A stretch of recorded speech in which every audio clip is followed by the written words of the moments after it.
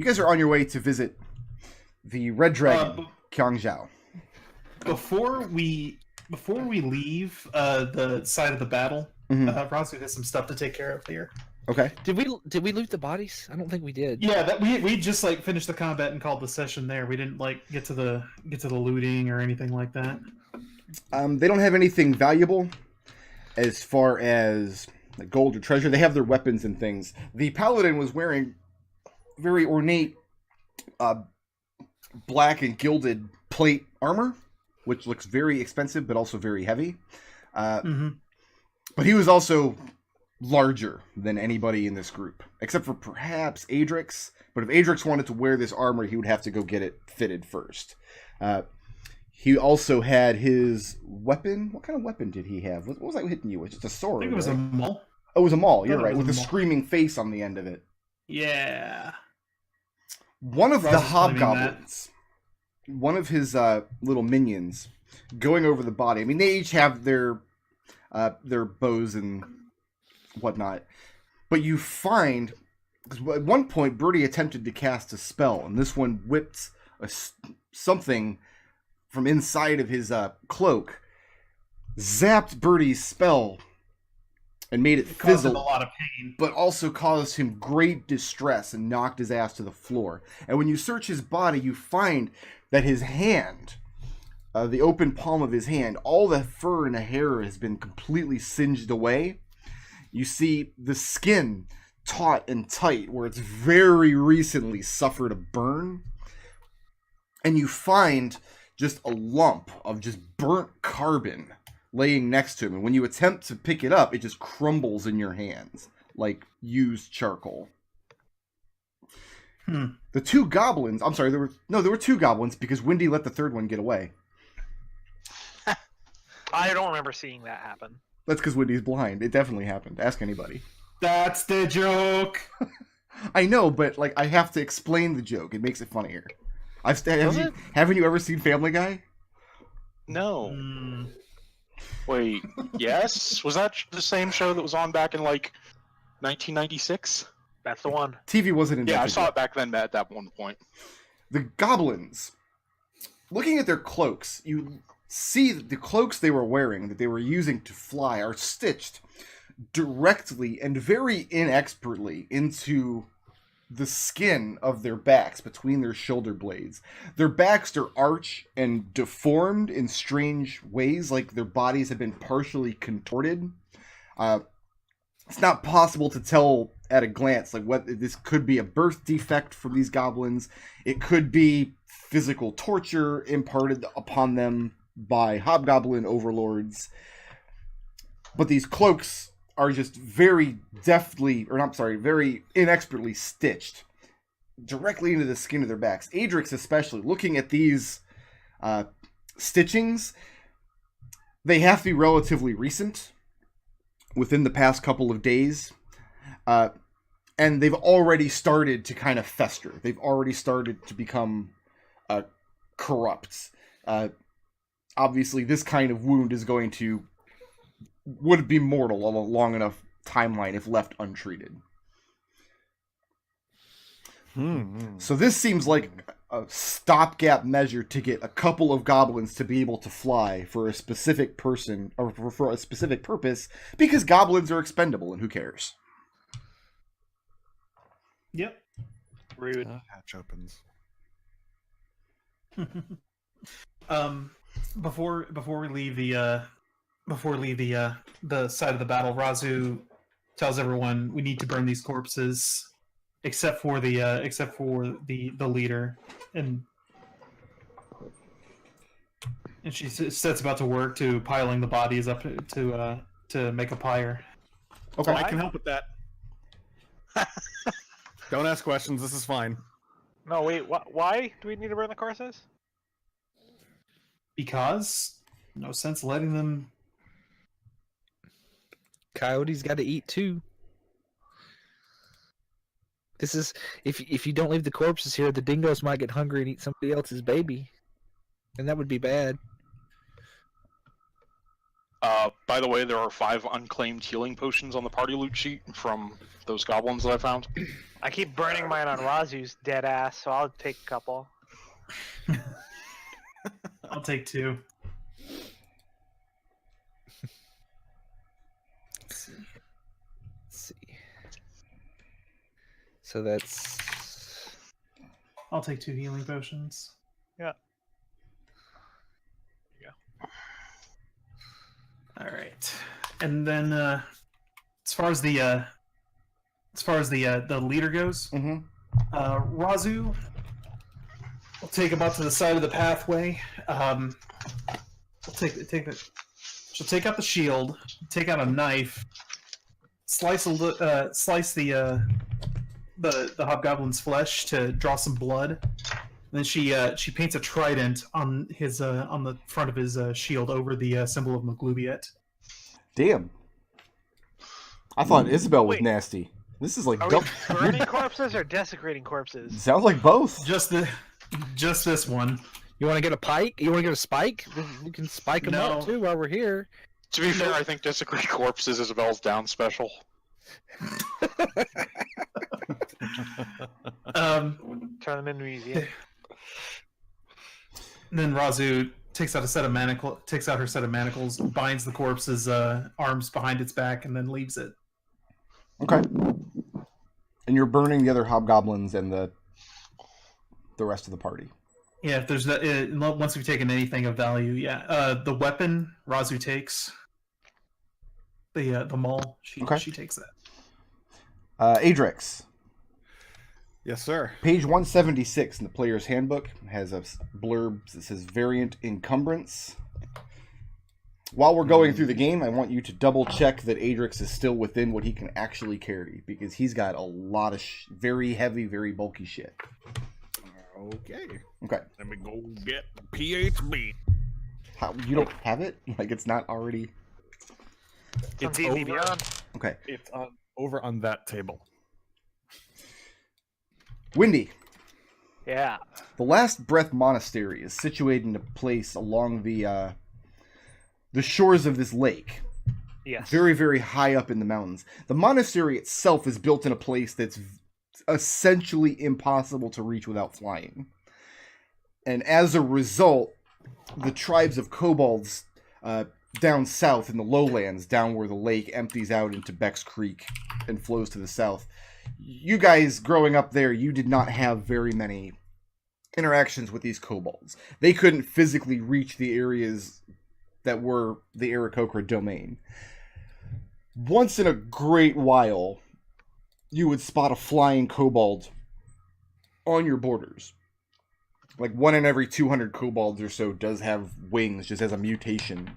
What was the monastery's standing way of dealing with these kobolds when they did begin to encroach? I'm gonna stop using 2-syllable words. Okay, it's gonna be 1 syllable from here on out. What was the monastery's standing reaction when these Urds would push their way into your borders? So typically the monastery doesn't really need that much. Mm-hmm. And since we kind of position ourselves trying to make the world around here a little bit better, we didn't really it's not our problem as long as they're not taking stuff we need, and we're monks, we don't need much. Okay. So until they attacked us, we didn't attack them. So you would keep an eye on them in your borders, and as long as they didn't attempt to take your resources or close in to a close distance, you were fine just watching these kobolds in the distance. And that's essentially been the extent of your knowledge on how these interactions go. You do know that somewhere deep in the mountains there is the realm of a red dragon that these kobolds are associated with. And approaching the hills from the south, you start spotting some of these kobolds going about their tasks. Mostly their tasks involve tunneling and mining and finding more wealth to add to the dragon's hoard. What's the plan for making contact with the dragon's underlings as you guys get close? Birdie, I think you're the expert here. Do they have any Dragonborn or half dragon bosses about? Not that you can see. You would have to send somebody in to do some reconnaissance to get that kind of information. Right now, you're kind of at the edge of their borders. Wendy knows the distances and whatnot. She's been navigating for you. The way it worked for you, Birdie, I'm actually just going to leave up to you whether or not your dragon treated his kobolds with any kind of autonomy, or whether he put half dragons above them to beat them senseless. It's like you would know best. He treated the kobolds like he didn't really deal with us. He just like let us do whatever the hell we want as long as we didn't break things. Like he just kind of like an absentee parent. Like whatever, they're fine. Okay, you got a card at Christmas, maybe? Yeah, like it's like we got a card. It was like thanks granddad, and then like whatever, they're fine. Okay. Like where the kobolds are running around and breaking everything that doesn't belong to the dragon. But coming through these hills, Wendy, you do know that you're eventually going to reach a point where there's going to be little kind of like villages of kobold tunnels pockmarked into the sides of cliffs and the faces of mountains. You're going to reach a point where traveling over land is going to be impossible without getting spotted. So what's the plan for when that happens? Well, like I could just go out front and then yip just start like announcing our intentions. Right? Is that fine with everybody? Like I said, you're the expert. Yeah, I'm not gonna. You do you, man. Like I'm from a swamp. These are the mountains, and there's a lot more kobolds here than there were in the swamp. It's all just kobolds, right? Like you do know the last group of kobolds we met dropped a ceiling on us, right? Yeah, but we all told you that wouldn't happen. No, I told you it was going to happen. I think I would remember that. So you're the expert. So You're go the ahead. worst. You're the worst. All of you are the worst. We're going to die, and it's going to be your fault. Hey, sorry to backpedal a little bit, Brooker, but had I heard of any of that? When the goblins got the things sewed into their backs, has Raazu ever heard of any of units that she might remember doing that kind of thing? Probably not. Okay, Very so unlikely. this must be something new. Kind of mad scientist Hobgoblin is doing that shit, I wonder. I'll put it this way. If she did, she would have had to be a lot more knowledgeable about magic throughout the entire campaign up to this point. Fair. So you're gonna identify one of these like little kobold villages, and I'm gonna I'll go and I'll knock on the front door and ask for directions. Like, they're gonna just tell spot you them where- long before you get up to any of the actual entrances. Yeah, I know that, but like I said, I'm going to knock on the door and announce myself, and then say that we're here to we're here on like official business or something. Okay. And before you know it, you hear the pull of bowstrings, and you realize you're being trained on from several different angles. You say in the kobold pigeon, you announce who you are and what you're here to do. And you give your names? I give their names. Okay. A couple of large kobolds, and they're not completely red scaled. They have lots of speckles of black and copper. Some of them have a bigger variety and some less throughout their coloration. So it's less that these kobolds are from this dragon's brood and more of the dragon probably united several different kobold tribes here, and then they just interbreeded throughout many, many generations. Did you say orange with black speckles? Because that's what Birdie was before his colorations changed. That's funny. You probably see some kobolds with that coloration. There's a very wide variety. And what this tells you, Birdie, is that this dragon has considerable influence in this region. And the kobolds are very suspicious of your story. Because groups of people don't just walk into the mountains and say, hey, we're here to see the dragon, he's expecting us. What was Huyan's brother's name? I don't remember. Hantao. Yeah, I'll just say we're here like at his Invitation. invitation, and we just wanted some directions. Is all. What are the rest of you doing? And also for you not to drop a cliff on us as we're walking by. And there's some kobolds up above you. Oh man! What are the rest of you doing as Birdie is imparting this information to these kobolds? Wendy's just kind of like trying to keep a mental map of the area around. She's not too concerned about what Birdie's saying because she figures why have a kobold if you're not going to let him talk to the kobolds. Okay. Raazu's she's minding the conversation, but she's not making any kind of input right now. Raazu doesn't speak Draconic, does she? She does. She does. Okay. I think Adrex taught her, right? No, I don't think Adrex taught her. It's just something she picked up. Didn't Adrex teach somebody Draconic? I think all of us Make speak that up. Draconic. Yeah, I think we might actually, except maybe Wendy. Okay. Red is actually just trying to make it not look like he's paying a lot of attention to the conversation, but absolutely paying a ton of attention to the conversation and trying to figure out if any of these kobolds are lying to us or anything. The kobolds, you can immediately tell, especially those of you who speak Draconic, you can tell that they're not buying this story until Birdie name drops Han Tao, and then you see them tense up a little bit. Like, oh, we better get this right. Either they're lying and we need to turn them away, or they're telling us the truth and we need to take them to Han Tao. They kind of huddle around, and you hear bits and pieces of their conversation as they're trying to work the way through it.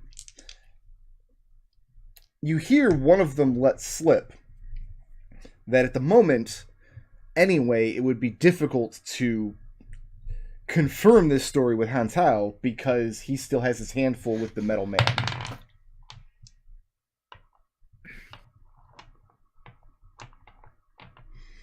Middleman, so he's investigating them too.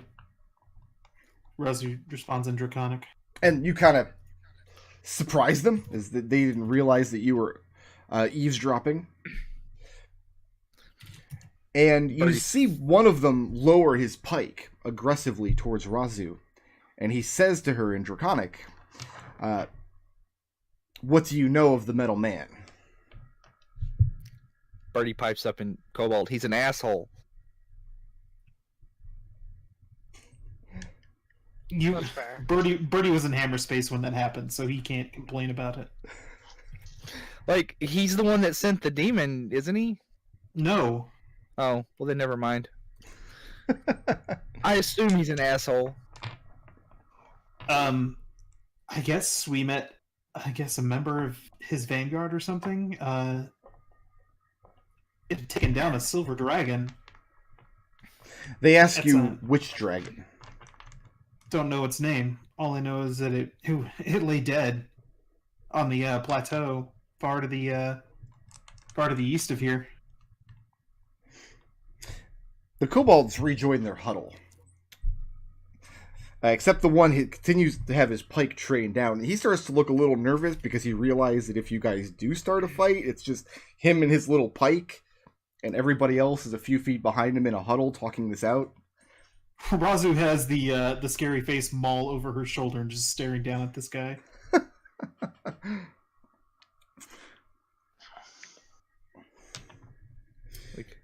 We could start a weapon shop with all the random weapons we've picked up. No, Adrex has apparently been throwing them away as this adventure has gone on, because apparently he's now encumbered, so... Yeah, I was looking at those encumbered rules. I was looking at those encumbrance rules, and yeah, it's like 80 pounds for Raazu, and she's encumbered, which she is. If that's the case. Well, he was okay in the normal rules, but if we're using the variant, he's definitely not. So yeah, Raazu's only Adrex got is the a type speed of of 20 person feet. to be like, wow, this is too heavy, and just start throwing things to the side. So he's not encumbered. You can should always just find only- Adrex. You just follow the trail of discarded shiny stuff. You should just only carry weapons, like Wendy. Don't need that armor shit, just weapons. Raazu or Raazu is very Birdie. dubious at that claim. I need somebody to make a charisma persuasion, or alternatively, Raazu can make a strength intimidation. Let's see. Persuasion's 4. Let me go ahead and do the charisma persuasion. I speak Draconic. Well, but they've been speaking to Raazu or Birdie. Oh, okay. I've got Okay, a plus. That charisma intimidation? No, because you're scaring him with this screaming face hammer that he's afraid you're going to hit him with. All right, proficiency bonus plus 4. I guess I got a +7 to that. What you got, Birdie? Ow, it's +0. All right then. That's only a 9. Okay. No, I'm not going to believe point. Go ahead, continue. The huddle comes back, and the Kobold speaks again and tells you that they'll take you to Han Tao, but you must first offer tribute to the Lord Master. I'll let somebody make an insight check on that if they like. By all means. It's not going to be Raazu. That would be a 28. And you've been paying attention to this conversation. They get to this part. They discuss what they're going to do. He asks, or rather demands, that you offer tribute to the Lord and Master. And this part is spoken very formally. You can tell that this particular part of the line is very well rehearsed.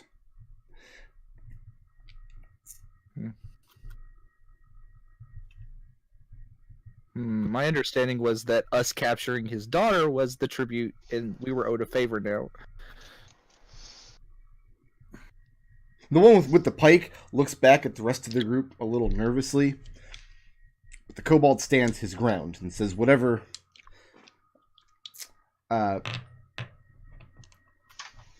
boon you may have done for the Master, you must still pay tribute to enter his domain. With that insight check, can I tell if this tribute is going to the dragon or the kobolds? Directly into the dragon's hoard. There's no question in your mind. Okay.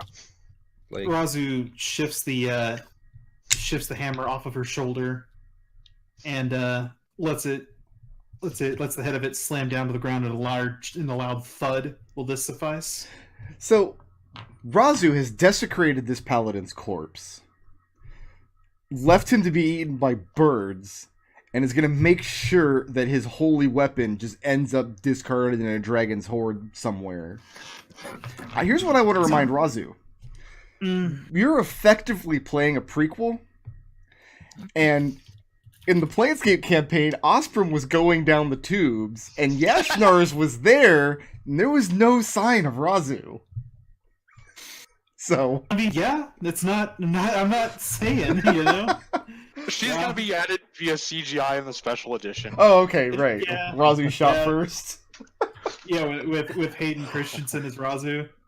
And the kobolds look at this mighty maul. The one holding the pike, when you take this maul off your shoulder, he jumps back about a foot. Because he really thinks you're about to swing it at him. And it clashes to the ground.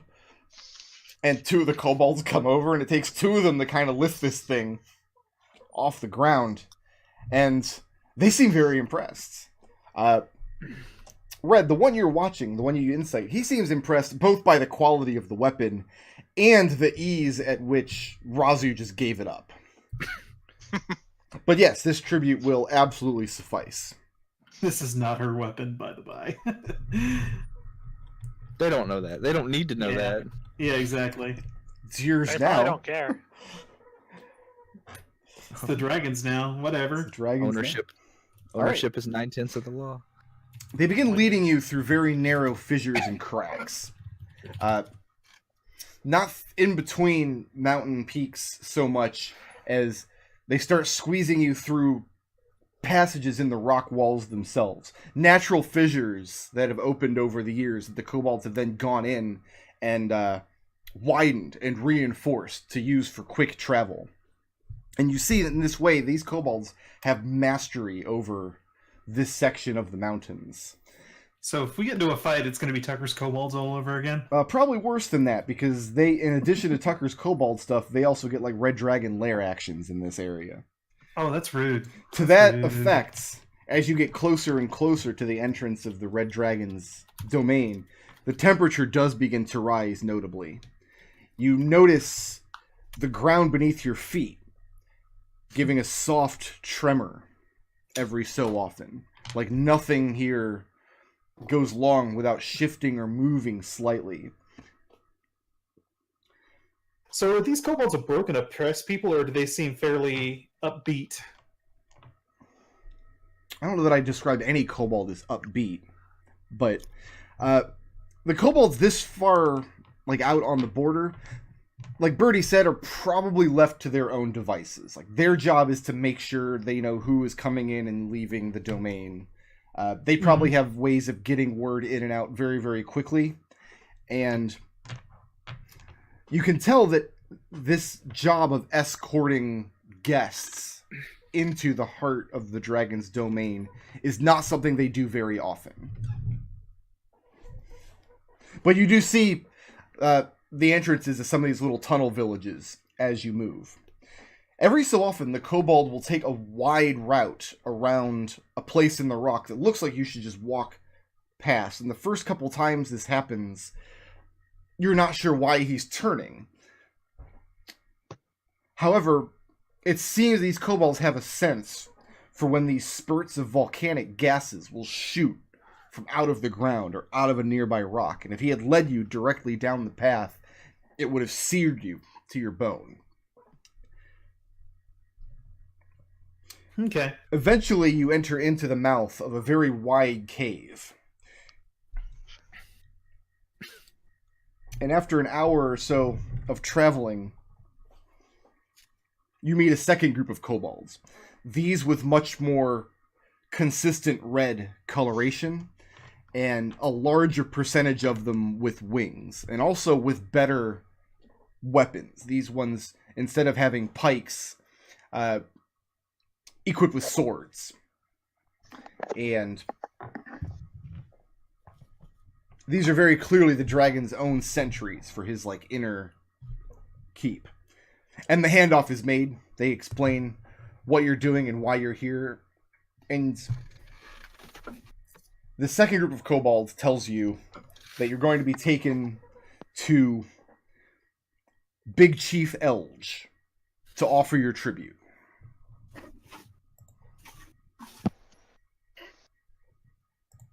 And now I must go to immigrant.com.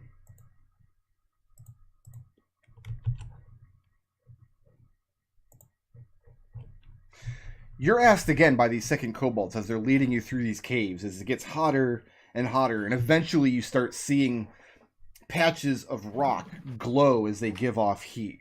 And eventually between some of the fissures in the ground, you can see the glow of molten rock. And the final stretch of the journey takes you over a wide stone bridge beneath which is just an open pool of magma. And you approach from the north, kind of off the map here, across this stone bridge. Were we given an opportunity to rest after that last fight? Because Raazu was beat up pretty bad in that fight. Or is this all occurring in the same space of the same day? The pedantic second edition DM in me wants to say, you didn't say you took a long rest, and I'd be right. But no, in all, it's very unlikely that you guys left the site of that battlefield without taking a long rest. You didn't say you had your shield out. Fuck off and die. I didn't say it, Breck. Just... So, like, real talk, I hate when DMs do that to me. Yeah. And I aspire to not do that to my players. And if the cases where I catch myself doing it, I have a cat of nine tails in my closet. That's just like strips of broken glass, and I whip myself for 4 hours. That's how much I hate that nasty. Self-flagellation. Yeah. Wow, that gave me way too much insight into Burkroot's personality. Holy shit. I had a game that I ran for... I had a game I ran for maybe 2 semesters in college that they forgot that they hadn't taken a rest before going to like the final dungeon between Christmas break and coming back after New Year's. And after that, I was always pretty much like, I will always remind the players what happened between sessions and what state their characters are in. Alright, so we can take the benefits of a long rest? Yes, take the benefits of a long rest. Okay. As these kobolds are bringing you across this stone bridge, and it's not a large group of them, less than a dozen, and you guys have no difficulty murdering kobolds, but in this particular case, on this stone bridge, if a fight were to break out,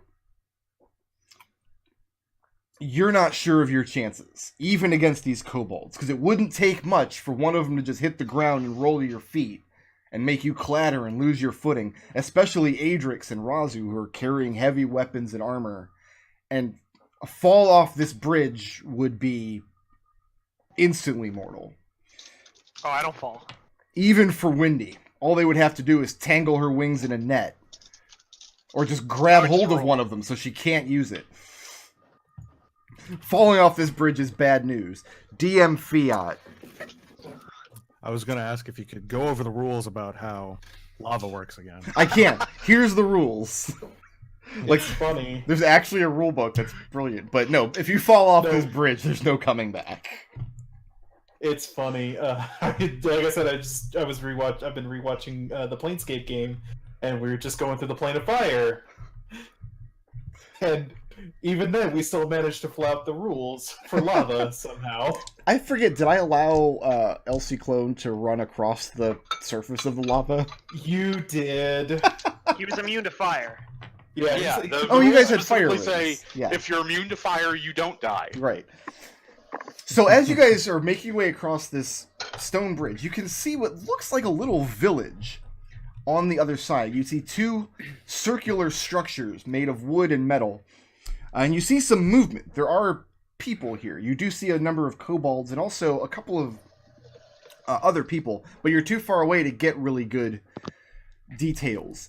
The lighting here is very strange because there's no shortage of lighting from all this magma below you, but it's a very smoky lighting. They don't have fires or torches lit. They just live in the ambient glow of the magma deep beneath them. And this kobold brings his party to a stop, and they line up along the bridge. So if you wanted to continue crossing, you'd have to breach their line. And one of them tells you that Big Chief Elge is going to want an answer. He's going to want to know what you know about the Metal Man. Very well.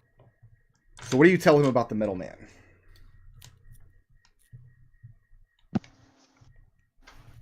It exploded in our faces when we got close to it. It looked like it had already been damaged. Clearly from its fight with the dragon. And he tells you that that explanation may have gone over with the rabble outside.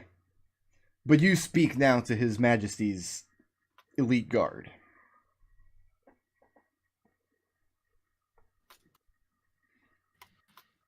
Like, what kind of information are you looking for specifically? He tells you that he doesn't believe that just by chance you stumbled across the wreckage of a metal man. At the same time, one was admitted as a guest here. It's not going to explode, is it? How's And- it look, sorry, dude? He kind of puffs out his chest in that way kobolds do when they're trying to act bigger than they are. And he tells you that many things explode in this domain. Birdie nods sagely. Birdie, what's he saying? He's threatening to blow us up. So does that mean things are going well? Is that like a high? It's going so-so. Well, unfortunately, we don't have much else in the way of information to give regarding the Metal Men. Our business brings us here for your lord. Our I have a question for the kobold. Are any of the kobolds or half dragons that went with I forgot his name again? Hantao. Hantao in attendance? Are they nearby so we can? You're not sure. You can see people beyond you in this little village, but you still have a ways to cross this bridge. You haven't seen any yet. Him. Oh, you're asking I'm him. asking. Yes. And yeah, when you describe Hantao and his party, he tells you that they, if it please him, that the prince would perhaps meet with you, but he couldn't speak as to what the prince's decision would be in that regard. I would say simply mention our names to him, and he would probably welcome us as friends. Like, we were promised a boon by him, and to be greeted as guests, and we are not getting either of those things. I bet you that's going to make him super happy with you. Are you trying to bluff him? Because you know from experience, if your dragon sire were to greet guests, this is about how he would do it. I'm talking not the sire. I'm talking about Hantao. I'm saying Hantao is more reasonable. Yeah. Make a deception check. Oh, so Hantao won't. Okay. All right. Yeah. Let's see if you can bluff your way No. past this. No? I got a +0 on deception. +0? Okay. Yeah. And like even as the words are leaving your face, you're like, no, this is what the Black Dragon would have done. Like, and then I'll look at him and go, I'm sorry, I had to try. Although, make an insight check. This is also a... No, this is +3. Okay. Not too terrible. Okay, That's never pretty mind. terrible. Yeah, so never mind. That's a 6. the kobold kind of sneers. And he says, very well. May you provide the masters with some amusement before you're granted your boon. And then he kind of gives this very mocking bow, and then orders the rest of the kobolds to continue escorting you across the bridge. So, question, like, because this seems like something that you would, because I didn't know the Red Dragon was there.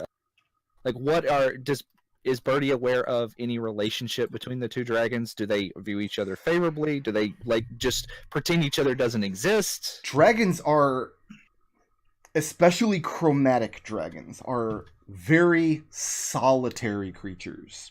Yeah. If these two dragons had any kind of relationship, it was probably very terse, a very, very long time ago, and it probably dealt with, this is the borders between our lands that we will not cross. And really, there's no overlap between the swamp way to the south where you're from and these mountains way up to the north.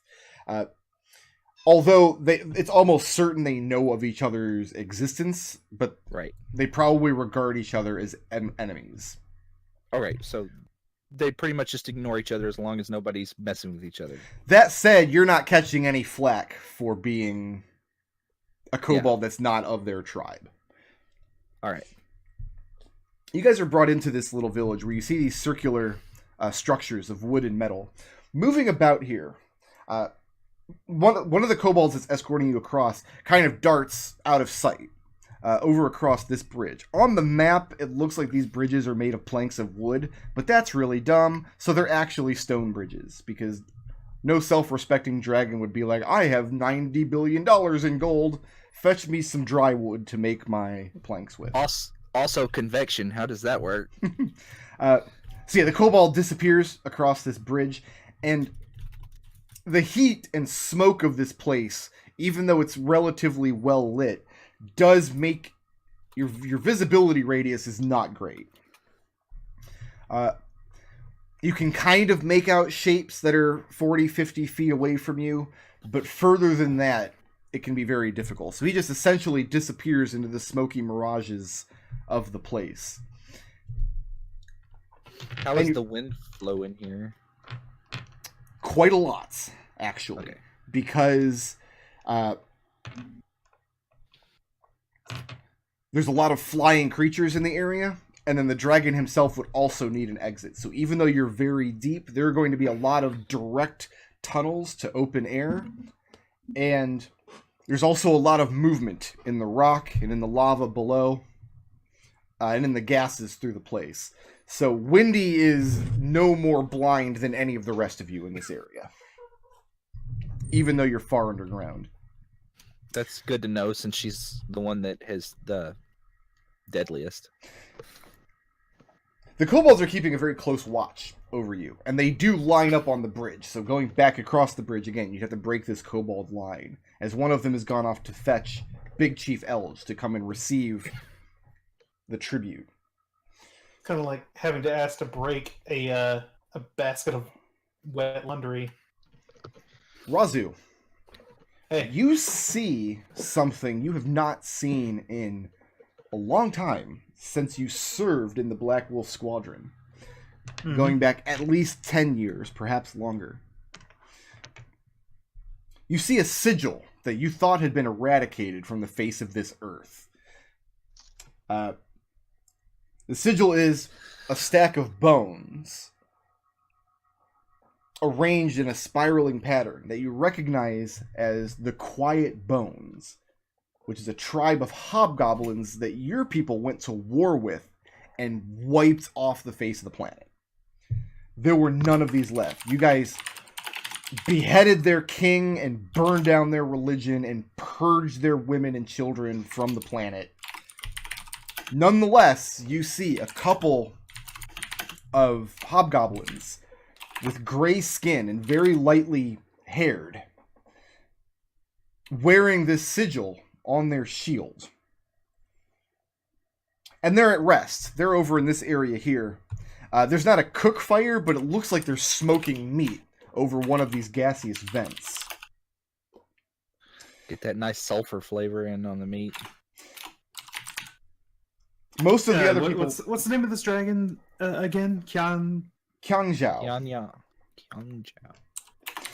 Most of the rest of the creatures you see milling about are kobolds, but your party is approached by a very curious-looking Aarakocra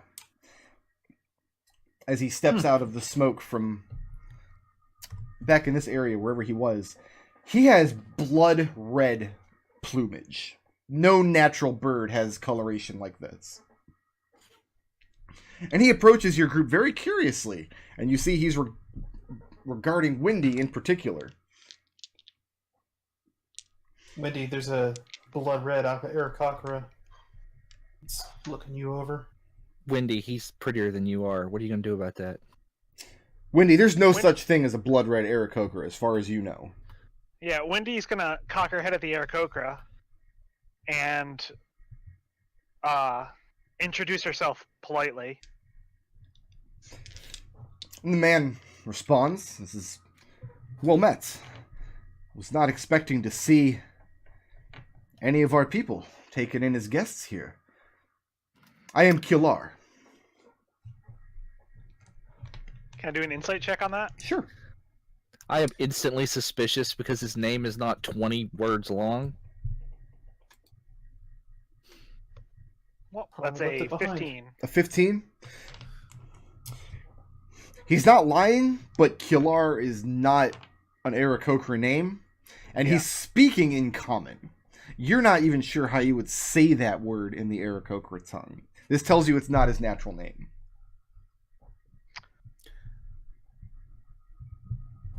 Does he seem like he might be a half-dragon? Your companions are reporting that he's an Aarakocra.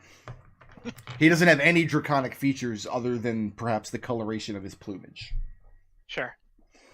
And I'll say that although I'm from the area, I'm not here on behalf of them.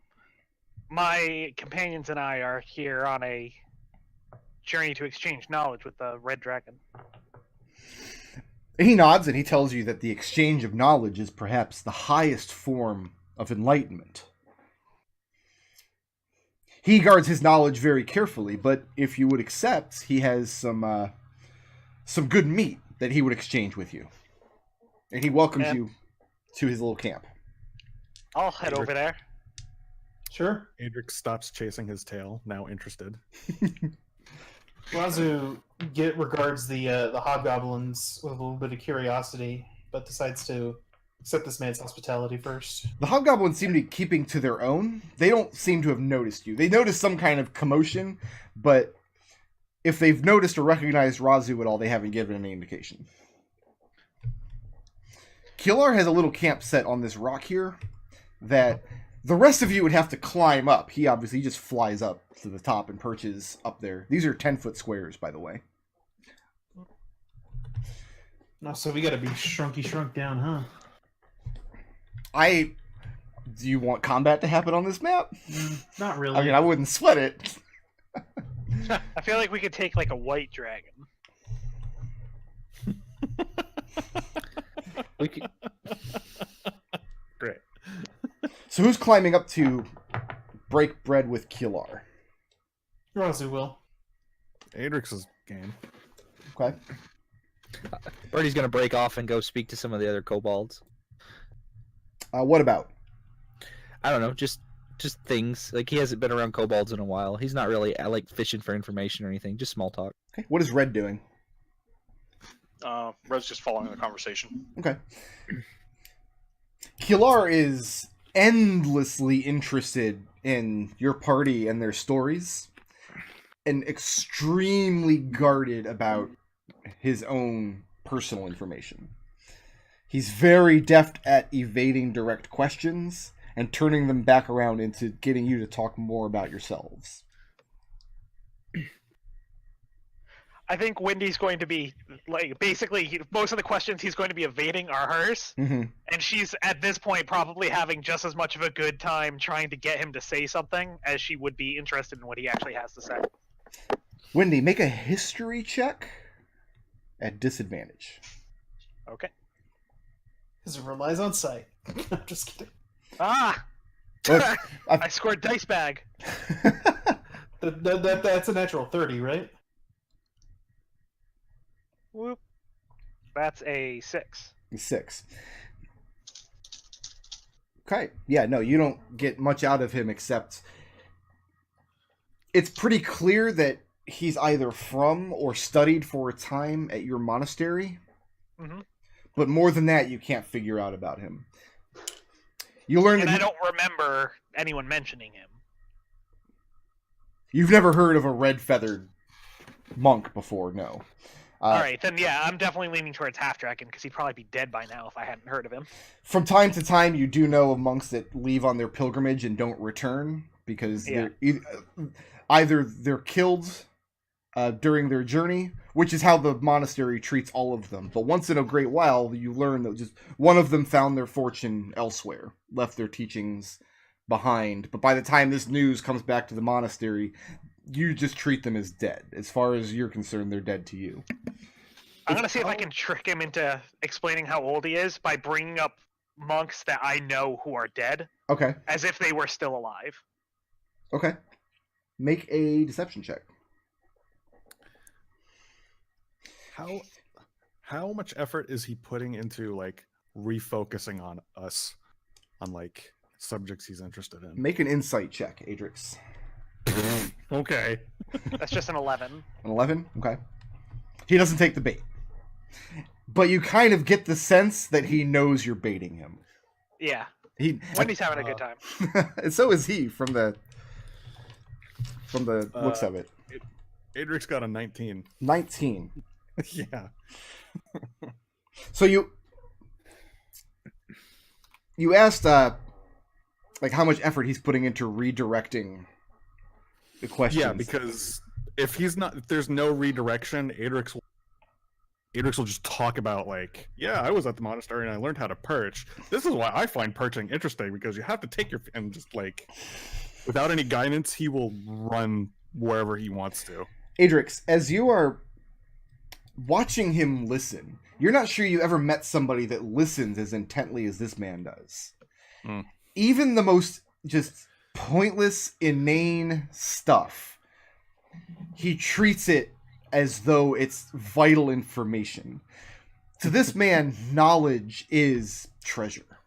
The more he can amass, and you get the sense that if you were to speak to him again at a later date, he would remember everything you told him. Okay. Seems like The only person that I think could give him a run for his money for that would be someone like Red, who constantly observes this kind of stuff to look for vital weaknesses. That's the sense that Raazu's getting, Mm-hmm. and so Raazu's becoming more guarded as the conversation continues. It definitely has that air to him. Like, maybe he is looking for a choke point that he could leverage at a later date. What if you guys turn out to be enemies? You don't know. But he explains how he hunts daily, and he points out some of the fissures. I mean, he's just pointing up into darkness. You can't see where he's pointing to, but he indicates several fissures which it's safe to fly out of, with the master's leave, of course. But daily he brings back fresh meat from the mountainside, goats or sometimes fish from the river, to smoke in this place here. The only thing you learn about him is that he essentially worships this red dragon. He is, he calls himself a student of His Majesty, but he doesn't use the dragon's name, and you can see this reverence does rise to the level of worship.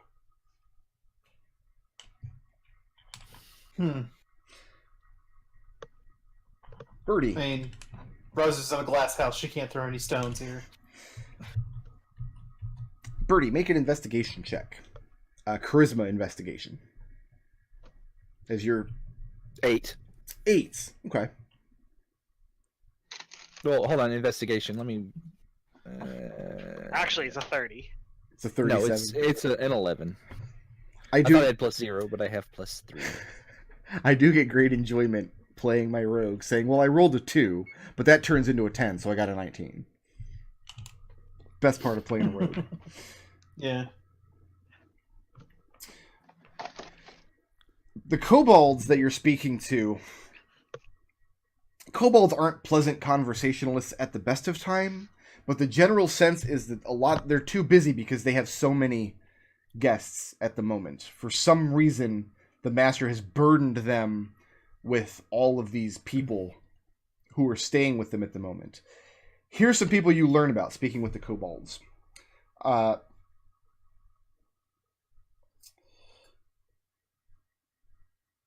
The first is a man they simply call Red Scales. And they speak of him with great contempt. And perhaps they look forward to seeing him cast into the flames. And the other, they speak of, and they don't use a rightful name, like a given name. Instead, they use the draconic phrase for Student 9. And Student 9 is the Metal Man. And then, of course, these 5 people who just waltz across the bridge. There's a lot of people here. And so, can you run that by one more time? So, just for my own notes. Red Scales. Those Red Scales. Great contempt from kobolds, and Student 9 is the Metal Man. And then and then this Aarakocra guy? The Aarakocra is Killar. I'll let you decide how to spell that. You're never going to get it right. K K-I-L-A-R? apostrophe. No, not even close. Apostrophe. Killar? Nope. So, also, full-time residents of the place involve this small group of hobgoblins. Their leader is Commander Ritrung. But Ritrung is so old and feeble and crippled that in practice, his son Hudrin is the leader. In that group of hobgoblins is also an old goblin woman named Sliggy, who absolutely nobody likes or trusts.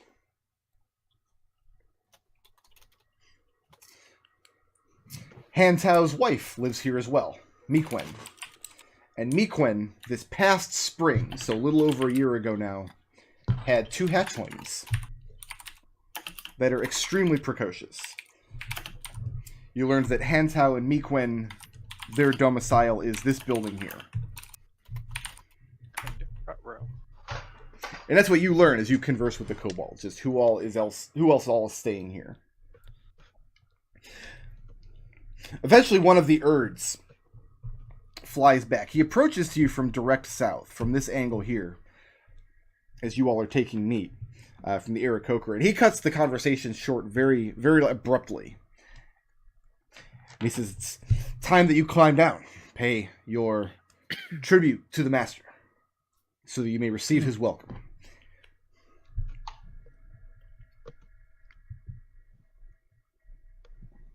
And the Urd lands on the rock. I'll hop off. This is a fairly large kobold, easily bigger than Birdie. He has great wingspan that he's very proud to show off. And you see all of these colored tattoos throughout the skin of his wings. As he folds them together on their back, you watch the shapes of them take on different forms and meanings. He probably thinks this is very intimidating. And your first thought is, he's just a kobold. I could take him. And your second thought is, wait a minute, Birdie's also just a kobold. That means kobolds can have class levels. Your first thought is, man, I hope he doesn't have tattoos or something, because I sure can't see him. And Big Chief Elge, as he introduces himself, tells you that he will take your tribute gladly.